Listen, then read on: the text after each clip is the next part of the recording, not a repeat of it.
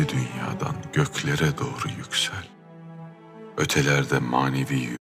Di scene awal kita melihat Sumbul memimpin keranda Cihangir dari harem untuk dibawa ke masjid. Semua orang nampak menangisi kematian Pangeran Cihangir. Kötülüklerle dolu, günah ile yanıp kavrulan bu dünya şehrinde neşeyle kurtuluş evini yur. Ey ruh, şu dünya ise olsun. Sen o bedeni yaradana, vücut yıkıldı toprağa düştüyse düştü. Air mata Hurrem telah mengering, sehingga ia hanya bisa melihat putranya dibawa pergi. Sen kendin baştan başa.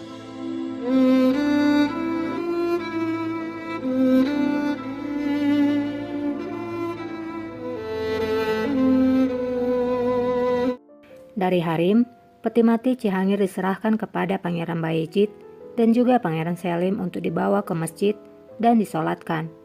Keduanya memikul keranda saudara mereka Cihangir dengan penuh kesedihan.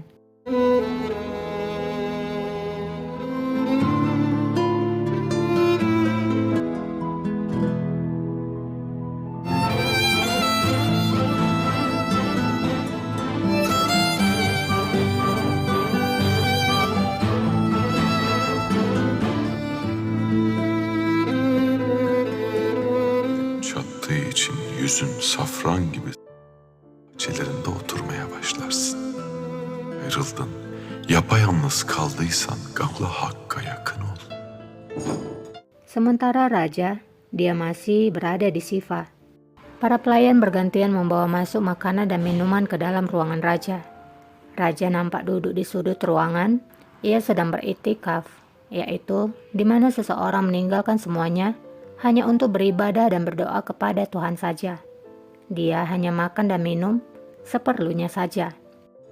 Eğer sudan, o ekmekten uzak kal, canlara, gönüllere güç, kuvvet ver.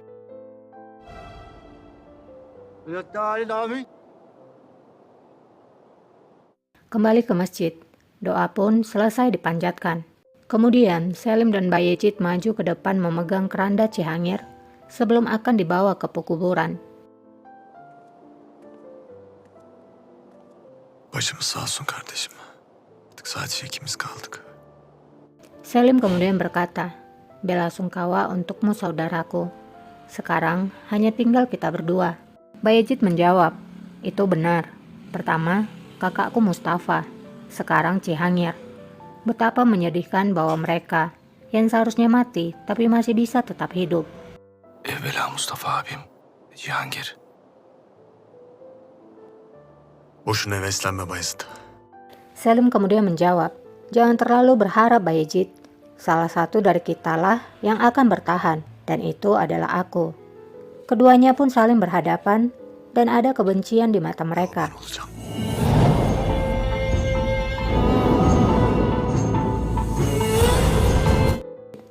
Walah masih di depan mayat keranda Cihangir, sempat-sempatnya saling menyerang. Kalau lihat pas mereka lagi rukun, itu adem banget ya. Tapi kalau udah kayak gini, capek lah ngelihatnya bertarung mulu.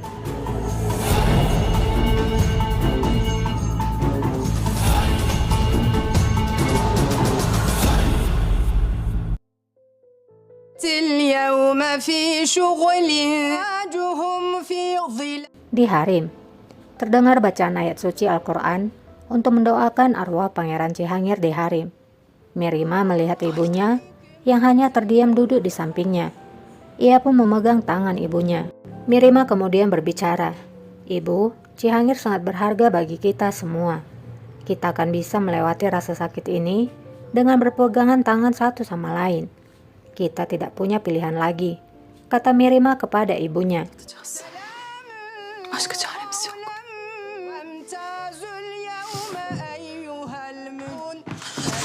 Beni yalnız bırakın. Hurrem tiba-tiba berdiri. Ia pun mengatakan, "Biarkan aku sendiri." Melihat ibunya bertingkah aneh, Mirima meminta Sumbul untuk mengikuti ibunya. Beni yalnız bırakın.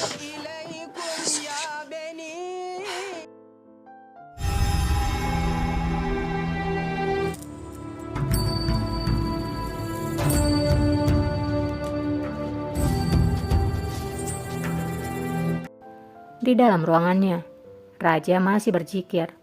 Ia berdiri dan memandang dengan tatapan kosong.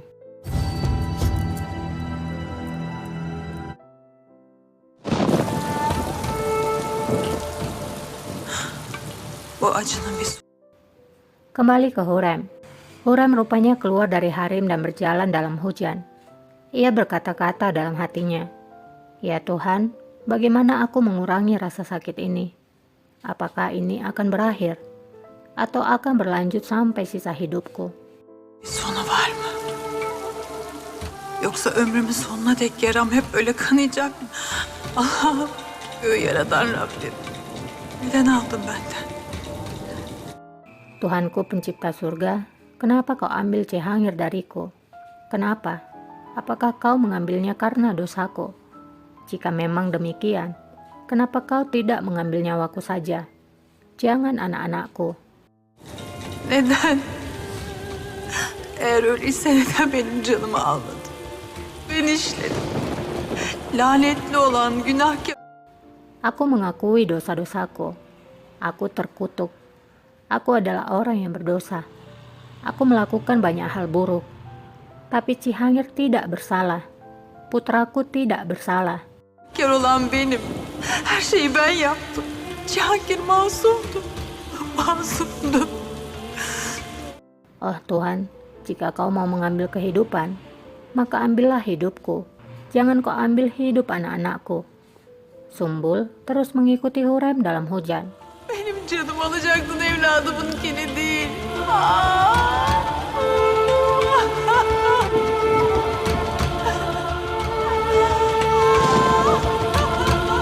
Benim canımı alacaktın.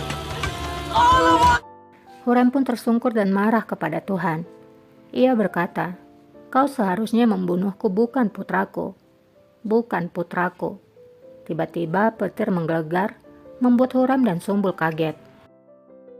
Oğlumu değil. Oğlumu değil. Sultanım!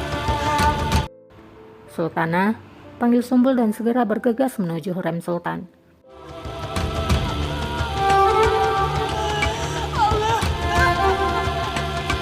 Namun Hurrem tidak peduli apapun lagi.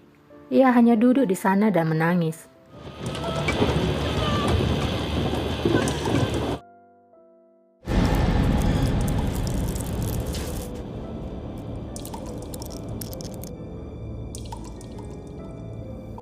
Sementara raja, di ruangan kecilnya, raja nampak sangat gelisah. Ia berjalan mondar-mandir sambil memegang tasbihnya.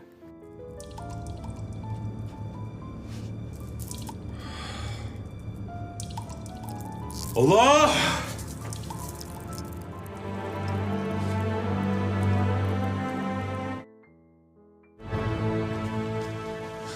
Sultanım. Kembali ke Hurrem. Sumbul akhirnya membawa Hurrem masuk ke dalam istana. Mirima membimbing ibunya berjalan. Mirima berkata kepada Sumbul kalau ia khawatir jika ibunya nanti sakit. Şükürler olsun Rabbim sizi bize bağışladı. Allah korumuş validem ya daha orada. Mendengar suara Mirima dan Sumbul yang terus berbicara, Hurrem kemudian memberi tanda kepada mereka untuk membiarkannya sendirian.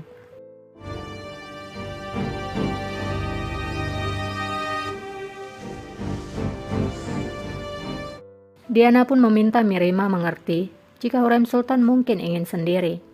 Müsaade buyurun. Yalnız kalsınlar.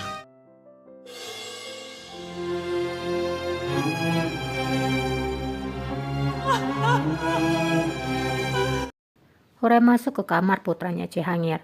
Ia kembali berurai air mata saat melihat ke sekitar ruangan dan melihat barang-barang putranya.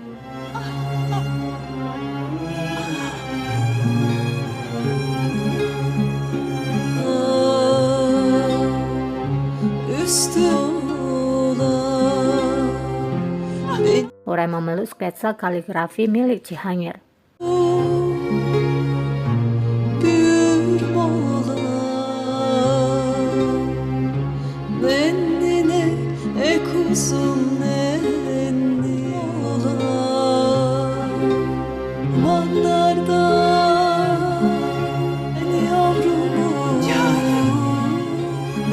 kuzum nenni yetemedi. Hurem melihat kaftan Cihangir, lalu memeluk dan tidur di pembaringan putranya. Kuzum nenni. Sementara di Siva, raja juga tampak merebahkan tubuhnya. Ia berusaha memejamkan matanya, dan akhirnya ia pun bisa tertidur setelah berhari-hari berusaha mendapatkan ketenangan jiwa.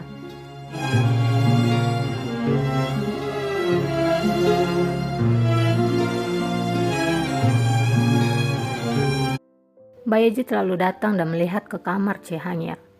Saat melihat ibunya meringkuk di tempat tidur sambil memeluk kaftan Cihangir, Bayezid merasakan duka yang mendalam juga. Ia pun kemudian menutup pintu kamar dan membiarkan ibunya di sana sendirian.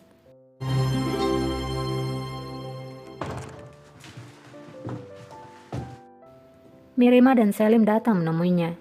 Mirima bertanya kepada Bayezid tentang keadaan ibunya. Bayezid pun menjawab, jika ibu mereka sedang berduka. Ia tidur di tempat Cihangir sambil memeluk kaftan milik Cihangir. Saat ini tidak ada yang bisa membuat ibu tenang. Cihangir adalah yang paling bungsu dan paling rentan di antara kita. Dia sangat polos. Dia satu-satunya orang yang tidak peduli dengan tahta. Sekarang, tidak Cihangir maupun Mustafa bersama kita. Aku tidak tahu bagaimana kita akan menghadapi ini semua. Bayezid, kamu adalah orang yang mendorong Mustafa untuk bergabung dengan aliansi yang salah. Jika kamu ingin menyalahkan orang lain, lihatlah dirimu sendiri dahulu. Arıyorsan evvela dön de kendine bak. Yeter. Neyin hesabını soruyorsunuz birbirinize? Takut adu mulut kembali terjadi, Mirima segera menghentikan mereka dan berkata untuk jangan saling menuduh satu sama lain. Apakah kebencian di antara kalian berdua begitu kuat? Berhentilah menyalahkan diri sendiri. Kalian adalah anak-anak dari Hurrem Sultan. Kalian tidak boleh bertengkar. Kalian tidak boleh mendendam. Berdamailah. Artık her şey değişti. Sen evvela bunu bir sor kendine. Namun Bayezid menjawab, kamu tidak mengerti Mirima. Segalanya telah berubah. Bagaimana mungkin kedamaian bisa terjadi? Pertama, tanyai dirimu dahulu.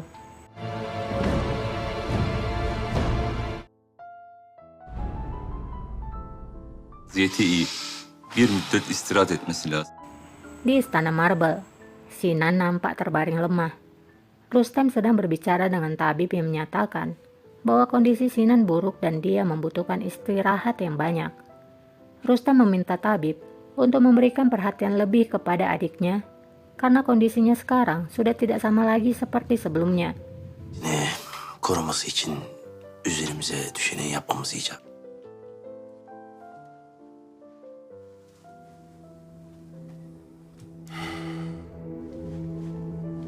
Setelah tabib pergi, Rustem pun duduk di dekat Sinan. Sinan pun terbangun dan bertanya di mana dia sekarang. Rustem kemudian menjawab jika dia akan tinggal di Istana Marble bersama dirinya. Gerek yok. Ben kendi Sinan nampak marah tapi dia tidak bisa bergerak karena lengannya yang terluka. Rustem pun berkata, jika ia tahu kalau adiknya sedang marah kepadanya, ia akan memberikan penjelasan untuk semua itu. Tapi yang terpenting sekarang adalah kesembuhanmu. Şimdi sırası değil. Evvela iyileşmen.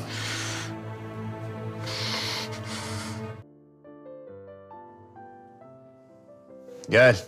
Nurbanu. Di kamar Selim, pintu pun diketuk dan kemudian Nurbanu masuk. Selim nampak kaget. Melihat ekspresi Selim, Nurbanu bertanya, "Mengapa? Apa kamu tidak mengharapkan kedatanganku? Aku datang dengan cepat ketika aku mendapatkan suratmu. Aku turut berduka." Selim pun berkata bahwa dia telah melewati hari-hari yang berat, terutama saat Nurbanu jauh darinya. Nurbanu menjawab, "Aku denganmu sekarang. Aku akan mendukungmu. Aku datang untuk memberikan kekuatan bagimu." Güç vereceğim sana. Herkes çok hassas. Pangeran Bayezid sedang bersama dengan Lala. Lala berusaha memberikan pengertian kepada Bayezid tentang apa yang terjadi saat ini, di mana orang-orang menjadi lebih sensitif, sehingga Bayezid harus bersikap lebih berhati-hati dan sabar. Apalagi saat ini, dia menjabat sebagai bupati, karena satu langkah yang salah saja bisa mendatangkan bencana untuknya. Bayezid kemudian berkata, "Aku sudah merasakan bencana, yaitu ketika Mustafa yang tidak bersalah dikorbankan untuk memenuhi ambisi ibuku dan Rustem. Lalu Cihangir yang mati karena tidak kuat menahan penderitaan atas kematian Mustafa. Adakah yang lebih buruk dari itu?" tanya Bayezid. Cihangir, kötü ne olabilir? Ha, söylesene. Bu laflar çok tehlikeli. Lala mengingatkan Bayezid bahwa kata-katanya sangat berbahaya. Ketika seorang pria membuat pemberontakan, maka Tuhan akan mengirimkan lebih banyak tragedi lagi. Şehzadem, Kemudian saat Bayezid hendak berlalu pergi, Lala pun memberikan surat dari Hurician. Bayezid pun memegangi surat itu dan berkata bahwa Huricianlah yang punya andil besar atas kematian Mustafa. Karena tindakan Hurician yang membocorkan pernikahan Mustafa, hingga membuat ayahku semakin tidak percaya kepada Mustafa. Dan dari situlah semua ini terjadi. Hünkârımız belki de bu denli kızmayacaktı. Hakkındaki ithamlara inanmayacaktı. Lala berkata, "Mungkin kata-katamu benar, tapi jika kamu terus memikirkan hal itu, maka tidak akan ada manfaatnya untuk dirimu sendiri." Lala pun mengusulkan agar Bayezid menulis balasan kepada Hurician dan menyuruh Hurician Sultan untuk tetap berada di Kütahya, untuk menjauhkan diri dari pandangan karena situasi yang semakin rumit saat ini. bir mektup yazın. Kütahya'da kalsın, gözden ırak olsunlar.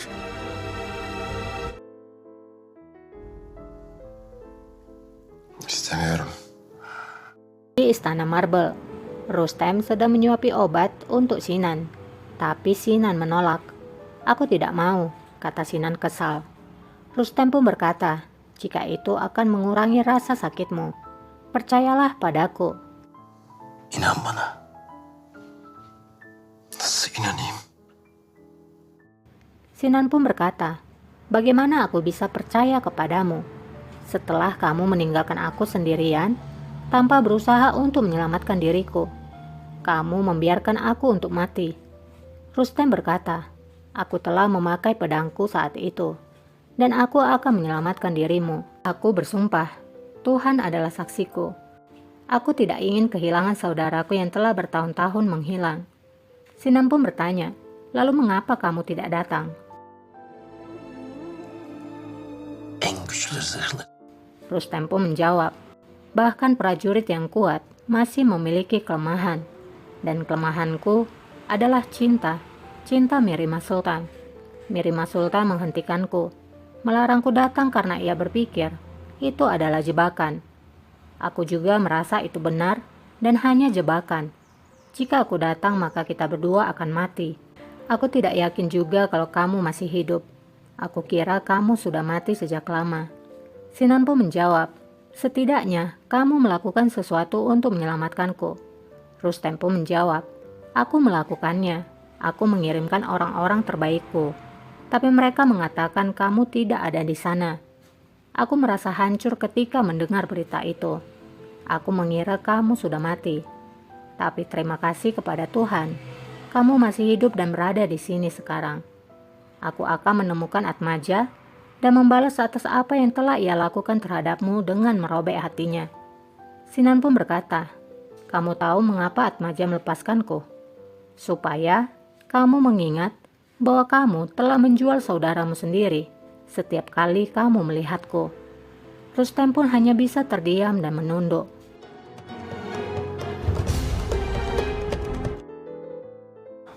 Maalesef paşam. Saklanıyor. Bakın peşine. Mutlaka bulun o köpek. Rustem kemudian keluar dari kamar dan bertanya kepada penjaga apakah sudah ada kabar tentang Atmaja. Penjaga kemudian berkata, jika mereka tidak bisa menemukan apapun. Rustem lalu berkata lagi, agar mengirimkan pencari lebih banyak untuk menemukan Atmaja secepatnya. Penjaga itu tampak takut untuk berbicara.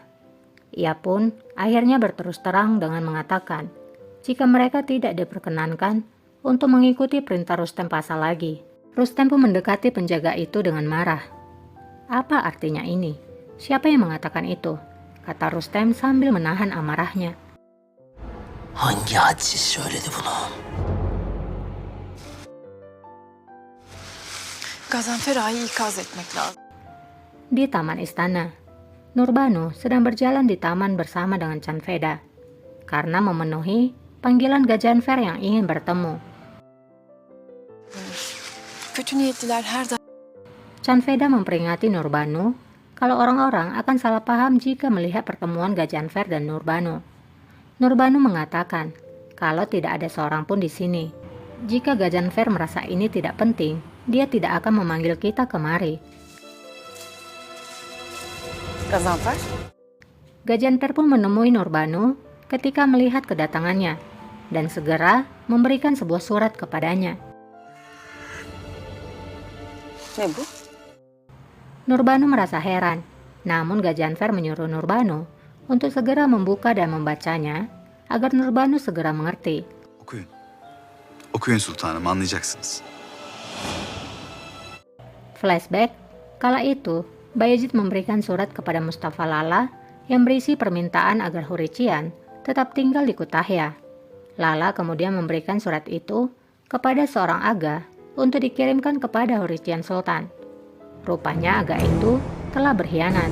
Ia pun menemui Gajanfer dan memberikan surat itu dengan imbalan sejumlah uang.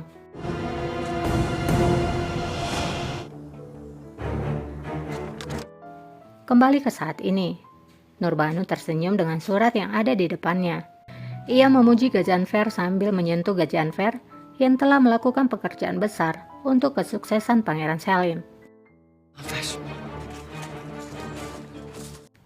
Nurbanu pun berkata, apa yang diinginkan oleh Gajanfer sebagai hadiah baginya.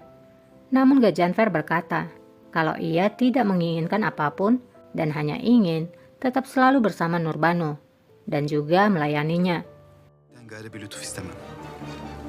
Ala. Paşam, Benden emir alamaz.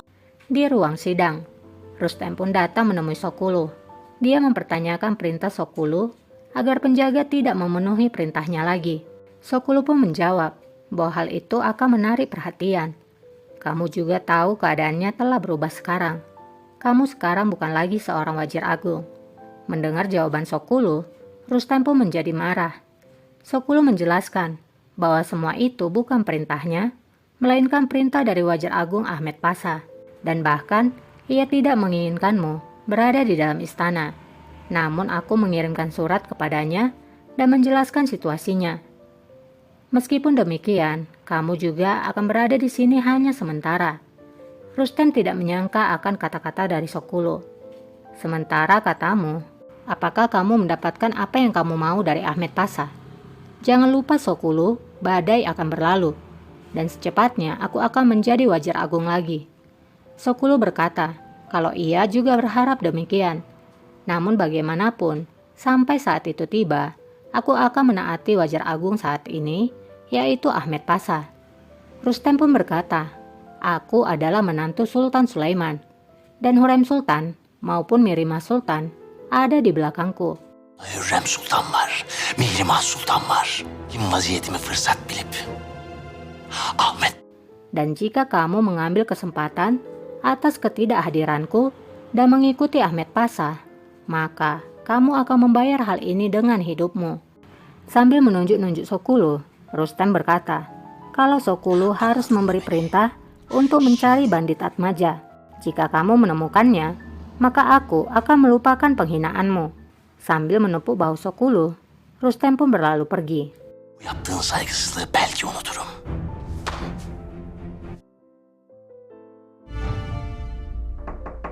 Gel. Di kamarnya, Pangeran Selim sedang makan. Kemudian Nurbanu datang. Ia meminta semua pelayan untuk keluar dari ruangan. Ia berkata kepada Selim, kalau Pangeran Bayezid telah menikahi Hurician Sultan. Selim pun terkejut dan bertanya dari mana ia mendapatkan info itu. Nurbanu pun segera memberikan surat sebelumnya yang ia terima dari Gajanfer kepada Selim. Nurbanu menjelaskan, jika Gajanfer tidak ingin mengganggumu ketika kamu berduka atas Cihangir, jadi dia memberikannya kepadaku pertama kali.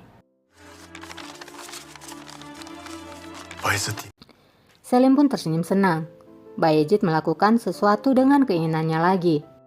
Mari kita lihat apa yang akan ibuku lakukan jika ia melihat surat Bayezid ini. Nurbanu mengatakan tidak. Jika Hurrem Sultan mengetahuinya, maka Hurrem Sultan akan menutupinya. Terutama Mirima Sultan, dia pasti akan mencegahnya.